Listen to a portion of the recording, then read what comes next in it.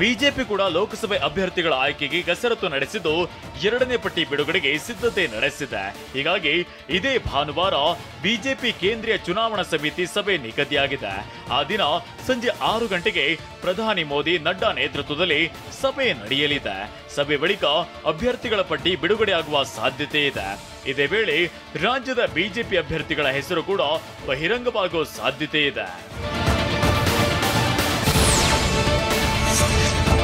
ಪ್ರತಾಪ್ ಸಿಂಹ ಭಾವನಾತ್ಮಕ ವಿಚಾರದಲ್ಲಿ ಕಿಡಿ ಹತ್ತಿಸ್ತಾರೆ ಅಂತ ಕೆಪಿಸಿಸಿ ವಕ್ತಾರ ಎಂ ಲಕ್ಷ್ಮಣ್ ವಾಗ್ದಾಳಿ ನಡೆಸಿದ್ದಾರೆ.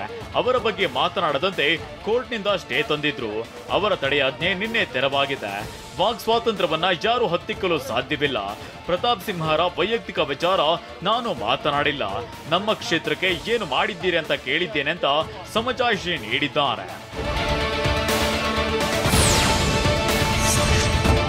ಮಹಾಶಿವರಾತ್ರಿ ಹಿನ್ನೆಲೆ ಕಲಬುರಗಿ ಜಿಲ್ಲೆ ಆಳಂದ ಪಟ್ಟಣದಲ್ಲಿರೋ ಲಾಡ್ಲೆ ಮಶಾಕ್ ದರ್ಗಾದ ಆವರಣದಲ್ಲಿರೋ ರಾಘವ ಚೈತನ್ಯ ಶಿವಲಿಂಗಕ್ಕೆ ಪೂಜೆ ಸಲ್ಲಿಸಲಾಯಿತು.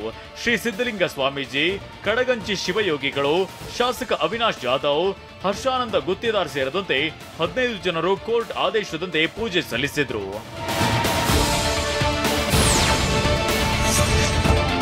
ಶಿವಲಿಂಗ ಪೂಜೆ ಬಳಿಕ ಮಾತನಾಡಿದ ಸಿದ್ದಲಿಂಗ ಶ್ರೀಗಳು, ಗಂಗಾ ಪೂಜೆ, ವಿಘ್ನೇಶ್ವರ ಪೂಜೆ, ರುದ್ರ ಪೂಜೆ ನೆರವೇರಿಸಿದ್ದೇವೆ.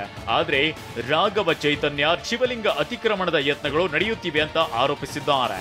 ಶಿವಲಿಂಗ ಇರುವ ಸ್ಥಳವನ್ನ ಗೋರಿಯಾಗಿ ಪರಿವರ್ತಿಸುವ ಯತ್ನ ನಡೆಯುತ್ತಿದೆ. ಪಾಕಿಸ್ತಾನ ಜಿಂದಾಬಾದ್ ಎಂದವರನ್ನ ರಕ್ಷಿಸಲು ಸರ್ಕಾರ ಮುಂದಾಗಿದೆ ಅಂತ ಕಿಡಿಕಾರಿದ್ದಾರೆ.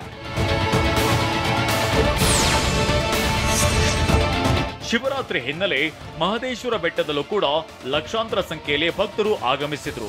ರಾತ್ರಿ ಮಹದೇಶ್ವರನಿಗೆ ಎಣ್ಣೆ ಮಜ್ಜನ ಸೇವೆ ಮಾಡಲಾಯಿತು. ರಾತ್ರಿ ಇಡೀ ಒಟ್ಟು 5 ಬಾರಿ ವಿಶೇಷ ಅಭಿಷೇಕ ಮಾಡಲಾಯಿತು. ಲಕ್ಷಾಂತರ ಭಕ್ತರು ಜಾಗರಣೆ ಮಾಡಿ ಮಾದಪ್ಪನ ದರ್ಶನವನ್ನ ಪಡೆದಿದ್ದಾರೆ. ಇನ್ನು ವಿದ್ಯುತ್ ದೀಪಗಳಿಂದ ಮಾದಪ್ಪನ ಸನ್ನಿಧಿ ಕಂಗೊಳಿಸುತ್ತಿತ್ತು.